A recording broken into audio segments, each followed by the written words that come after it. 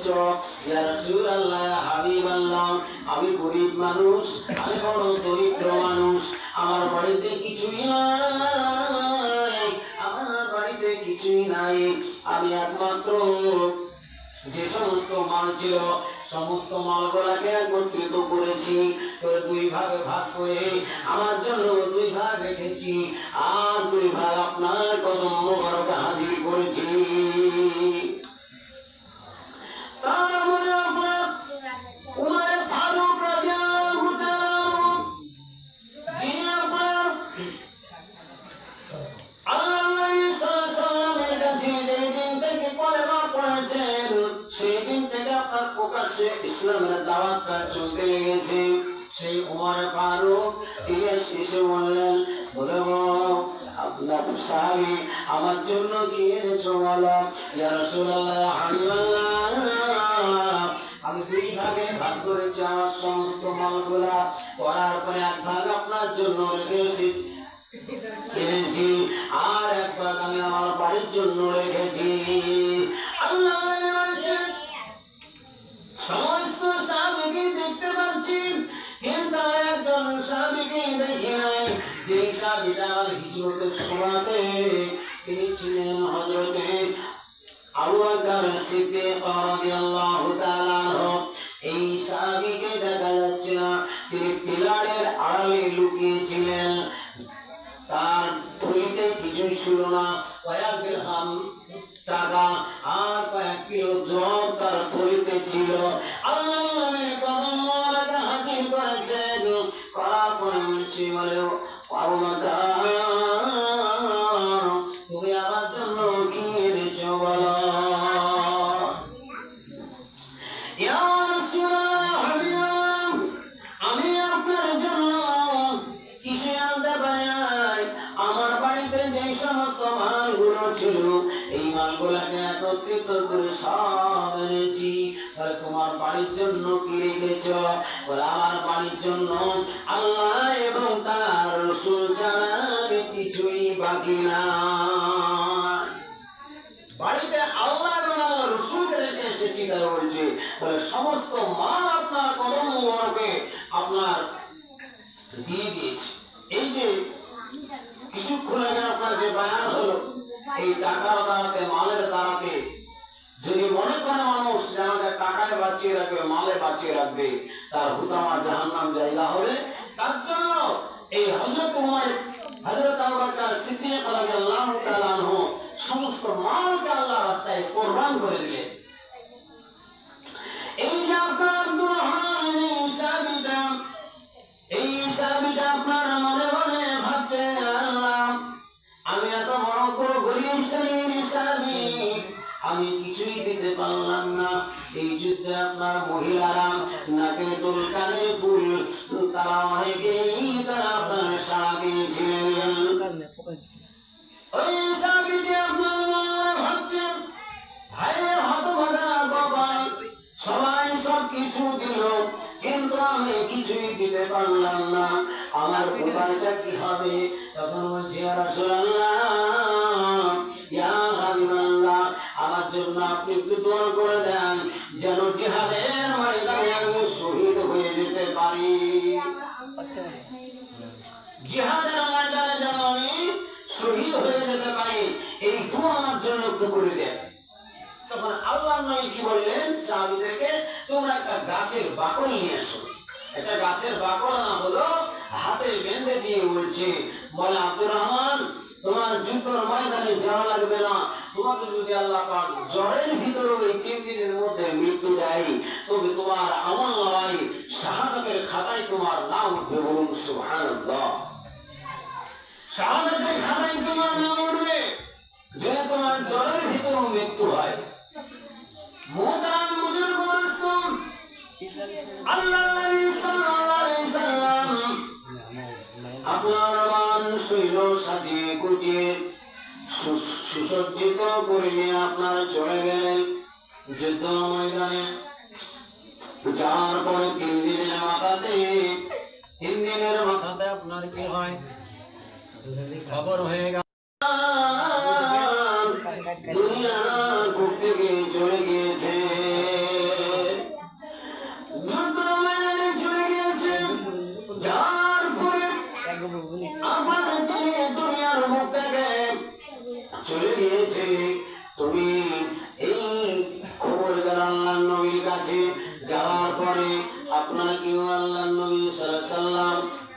বসে দেখছে সত্যিকারী ওই আব্দুর রহমান সাহাবী দুনিয়ার বুক থেকে চলে গিয়েছে। দুনিয়ার বুক থেকে আব্দুর রহমান সাহাবী সেই সত্যিকারী বিদায় হয়ে গেছে। এই জন্য বিদায় হয়ে যাওয়ার পরে আল্লাহ নবী আসছে। তা আসার পরে আল্লাহ নবী মাটিতে ভর দিয়ে কিন্তু হাঁটছে না, আঙুলের ভর দিয়ে হাঁটছে, গোটা পা মাটিতে তিনি রাখছেন না। ওই আব্দুর রহমানের মৃত্যুতে আপনার এত খুশি হয়েছেন, এত খুশি হয়েছেন, এত অগণিত রহমতের ফেরেশতা এসেছেন, মাটিতে পা ফেলার জায়গা রাখেন না, মাটিতে পা দেওয়ার জায়গা রাখেন না। সাহাবায়ে কেরাম জিজ্ঞাসা করেন, ইয়া রাসূলুল্লাহ, ইয়া হাবিবাল্লাহ, মাটিতে পা রাখার কেন জায়গা রাখেন না কেন? এই আব্দুর রহমানের মৃত্যুতে আল্লাহ পাক রব্বুল আলামিন এত রাজি খুশি হয়েছেন, অগণিত রহমতের ফেরেশতা এরা প্রত্যেকে এসেছে। কোথায়? তিনারা প্রত্যেকে এই আব্দুর রহমানের জানাজার নামাজে তারা শরীক হয়েছে। প্রত্যেকটা মানুষ এই ফেরেশতা জানাজার নামাজে শরীক হয়েছে। আল্লাহ নবী সাল্লাল্লাহু আলাইহি ওয়াসাল্লাম নিজে হাতে দাফন কাফন সমস্ত সব কিছু করলেন। করার পরে এই মানুষটাকে এখন নিয়ে যাওয়া হচ্ছে, এই মানুষটাকে এখন নিয়ে যাওয়া হচ্ছে। সেই সময়তে বলছে রাসূলুল্লাহ বলছেন, তোমার ভাইদের সঙ্গে সম্মুখে তোমরা বেয়াদবি করো না, তোমার ভাইয়ের লাশটিকে আদবের সাথে নিয়ে চলো। আব্দুর রহমানের লাশটি এখন আপনার কবরে আনা হয়।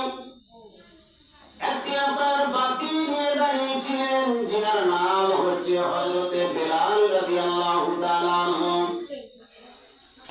এই বাতি নিয়ে দাঁড়িয়ে আছেন। আর মাসউদ রাদিয়াল্লাহু তাআলা আনহু বলছে, হায় হায়, আজকে যদি আব্দুর রহমানের কবরটা না হয়ে যদি আমার কবরটা হতো, তাহলে কতই না ভাগ্য ফিরে যেত। কারণ আল্লাহ নবী সাল্লাল্লাহু আলাইহি ওয়াসাল্লাম যে হাতে দাফন করেছে, যে হাতে আপনার কবরে শুইয়ে দিয়েছেন, সেই হাতে কোনোদিন ওই কবরের মাটি এসে আপনার আযাব দেবে না। কবরের মাটি শুধুমাত্র নবীজির বরকতে, নবীজির ওসিলায় থাকব কেমন আধারে কঠিন কবরে, ও গো আমার আল্লাহ, থাকব কেমন আধারে কঠিন কবরে, ও গো আমার আল্লাহ, কাঁদি তাই অঝরে বলি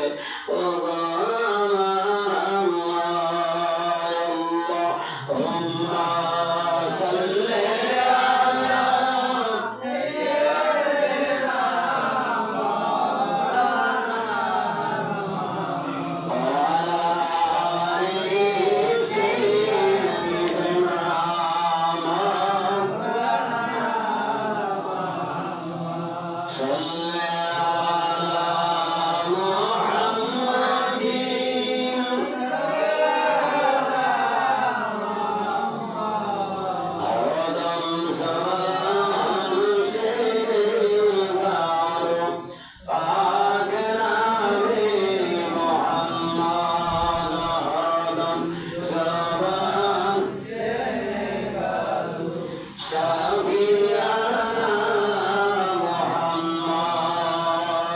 তো ওটা বুজুর্গ সবাই আজকে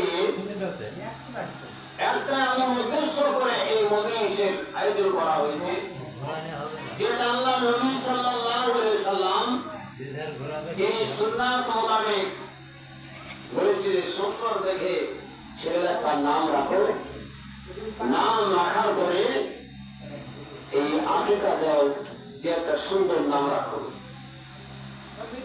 3 দিন 7 দিন 21 দিন এই সময়ের মধ্যে দিলে পরে সুন্নাতটা আদায় হয়। তো আল্লাহ নবী সাল্লাল্লাহু আলাইহি সাল্লামের সাহাবী হযরত ওমর ফারুক রাদিয়াল্লাহু তাআলা আনহু তিনার আবাদ রাসূল কে জানিয়ে গেল, তো খান সাহেব ভালো বললো আমরা শেষ করে দিব আমরা শুনুন ঘন্টা হবে তো দিনদার আমার ভাই আমার এই ওমর ফারুকের জামানায় একজন মহিলা খুব দরিদ্র মানুষ, অত্যন্ত দরিদ্র মানুষ। তো ওরা মনে মনে চুক্তি করছে যে আজকে তো আমাদের কম দুধ হয়েছে, দুধ কম হয়েছে, দুধের একটু পানি মিশিয়ে আমাদেরকে বেচতে হবে। ওমর ফারুক সেই টাইমে বাদশা ছিলেন, কিন্তু ওমর ফারুক রাদিয়াল্লাহু তাআলা আনহু তিনি প্রত্যেক মুসলিম জানের তিনি খলিফা। তো আমাদের এখনকার বাদশাদের, আমাদের এখনকার নেতা মন্ত্রীদের মন হচ্ছে যে নিজেই আপন হবো, আর ওমর ফারুকের নিয়ম কিন্তু তা ছিল না, যে আমার পূজারা তারা কে কি কোন অবস্থায় আছে। ওমর ফারুক রাত্রে কিন্তু কম ঘুমাতেন, দিনের বেলায় একটু ঘুমাতেন, রাত্রিবেলায় কে কোথায় থেকে আসে কি অবস্থায় সমস্ত সব কিছু তিনি খোঁজ করে বেড়াতেন। এবার ওরা মায়ের বিটিতে দুজনায় যুক্তি করছি যে আজকে আমাদের একটু কম দুধ হয়েছে, এই দুধটাকে আমরা পানি দিয়ে একটু বিক্রি করব। তো মেয়েটা বলছে, আমার জনম দুঃখী, আজকে তুমি দুধে পানি দিয়ে বিক্রয় করবে, কিন্তু আমাদের যিনি বাদশা নামদার আছে সে যদি জানতে পারে সেই বাদশা হচ্ছে পরানালা, সেই বাদশা হচ্ছে দিনদার, সেই বাদশা যদি শুনে ফেলে আমাদের গলা কেটে ফেলবে, আমাদের মাথায় আর কদ্দল রাখবে না। মা বলছে, বাদশা তো তোর বাড়িতে দুপুরে এসে বসে আছে না, বাদশা এখন তোর বাড়িতে দুপুরে আসবে? মা জননী তুমি শুনে নাও, শুনে নাও, সেই বাদশা যদি না আসে আরো একজন আমাদের মালিক আছে, যিনি হচ্ছেন আলিমুম বিজাতিস সুদূর, আল্লাহু বিমা তা'মালুনা খবীর।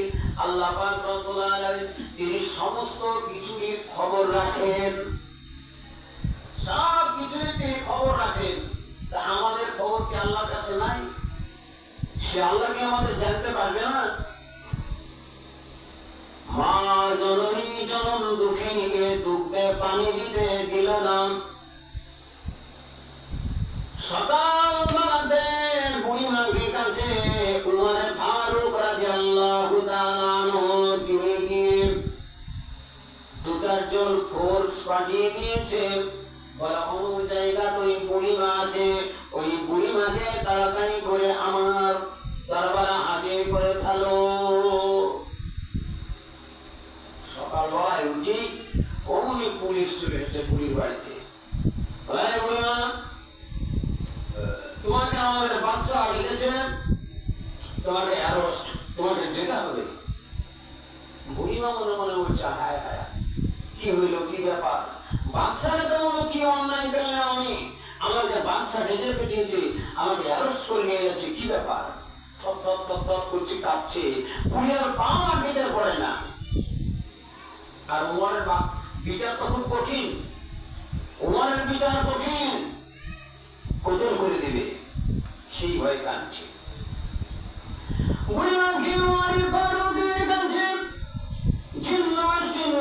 অবস্থায় আপনার নিয়ে চলে গেলেন। উমরের আপনার পুলিশ প্রশাসনে যাওয়ার পরে একটি ঘরের মধ্যে ঢুকিয়ে দিলেন। ঢুকিয়ে দেওয়ার পরে বলছে, বলে বুড়িমা, তার কাছে একটা তরবারি এসেছে। নিয়ে আসার পরে বলছে, বুড়িমা বলো, তুমি কালকে রাত্রে কতটুক তুমি দুধে পানি দিয়েছ? কোনো কথা বলে না, বলে আমাকে যদি না বলো তোমার সমস্ত খবর আমার কাছে আছে। ওই আলোচনাটা যখন করছিলেন ওদের বাড়ির দেওয়ালের কাছে বাদশা বাংলার দাঁড়িয়ে দাঁড়িয়ে সব কথা শুনেছে।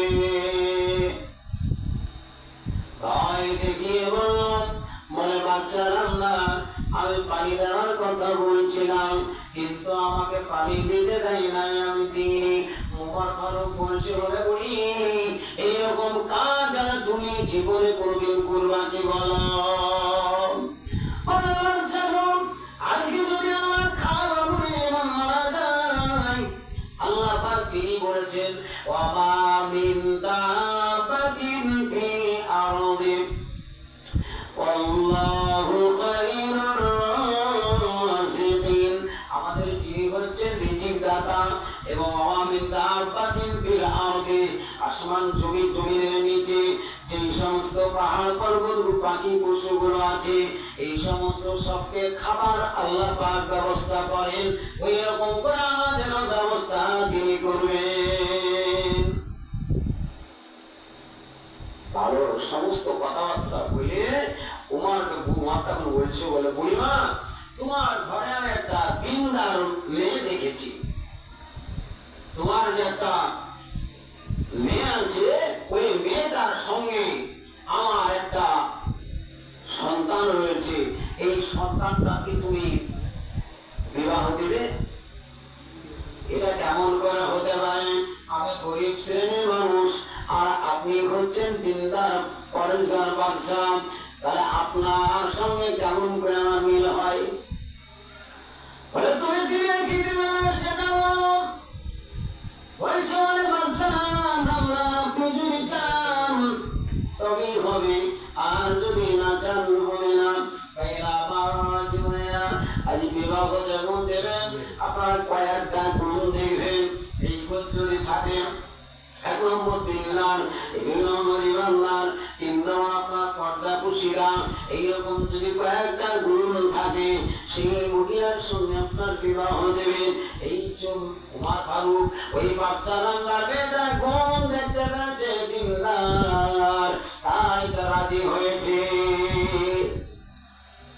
বলছে, তো যত টাকা পয়সা করো সমস্ত সবকিছু আমি করব, আমি তো তোমার অবস্থা দেখেছি। ছেলেকে ডাক দিয়ে বলে, তোমার জন্য একটা পাত্রী ঠিক করেছি, তুমি বিবাহ করবে কি বলো? বলে হ্যাঁ। বলে বিবাহ আপনি দিয়েই করবো। বলে বাবা, তুমি বিবাহ করবে কিন্তু তোমার মোহরানার টাকা কি তোমার গুছানো আছে? তোমার মোহরানার টাকা গুছানো আছে? আমার মোহরানার টাকা গুছানো নাই, তবে আপনি আমাকে কয়েক টাকা বাজার ঘাট করতে আপনি নিয়েছেন, সেই টাকাটা আমি গুছিয়ে রেখেছি। বাজার ঘাট করে দেওয়ার পরে বলে টাকাটা দিয়ে তুমি একটা ব্যবসা শুরু করো, তাতে কি লাভজনক হবে। যখন তুমি এই টাকাটা দিয়ে একটি গলার হার কিনবে, কিনে তোমার বিবির জন্য তুমি মোহরানার ব্যবস্থা করবে। আপনার দিন কন সমস্ত সবকিছু ঠিকঠাক হলো, হওয়ার পরে আপনার বিবাহ দিয়ে দিয়েছেন। দেওয়ার পরে ওই বৌমাটাকে বলছে, বলে তুমি কোরআন পড়া জানো? বলে কোরআন পড়া জানি, কিন্তু কোরআন আমি হেফজ করি নাই।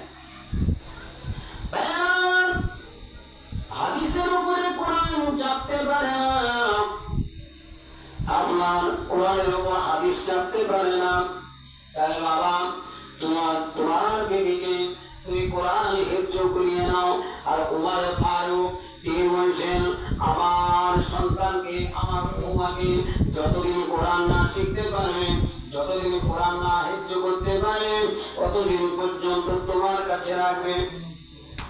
1-2 করতে করতে 6 মাসের মধ্যে আপনার কোরআন শিখিয়ে দিলাম।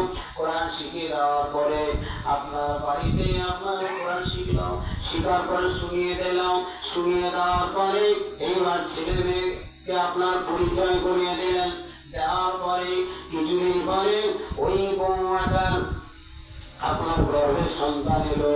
সন্তান আসার পরে দুনিয়ায় সন্তানটা যখন ভূমিষ্ঠি হলো, হওয়ার পরে উমারে ফারুক আজকে যেমন মুজাম্মি দাওয়াত করে খাওয়ালো মানুষজনকে, এইরকম করে উমারে ফারুক বাদশা নামদার আপনার মানুষজন দাওয়াত করেছে, করে আপনার আকিকা দিয়েছে। দেওয়ার পরে আপনার সমস্ত মানুষকে খাওয়িয়ে দিয়েছে।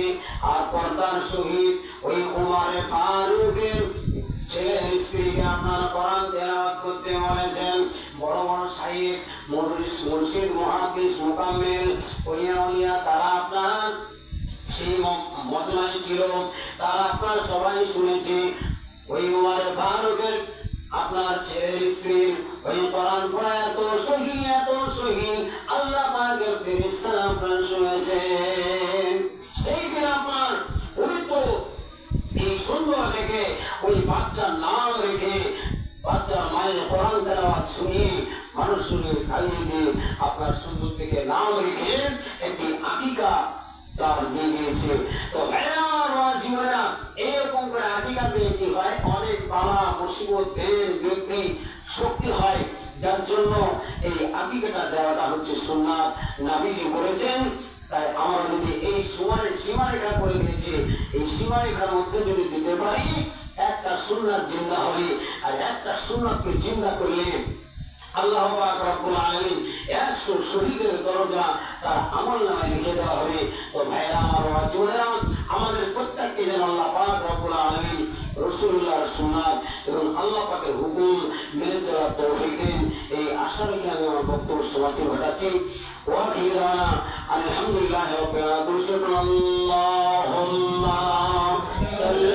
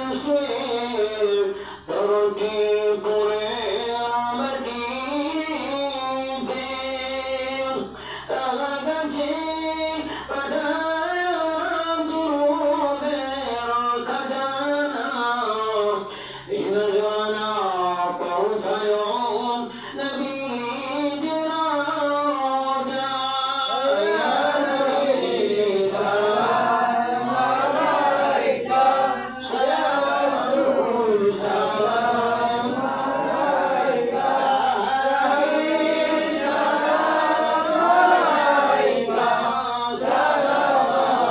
सलावतुल्लाह अलैका नबीजीर पिता अब्दुल्लाह नबीजीर अम्मा अमीना नबीजीर दुदला हलीमा नबीजीर रोजा मदीना या नबी सलाम अलैका या रसूल सलाम अलैका या हबीब सलाम अलैका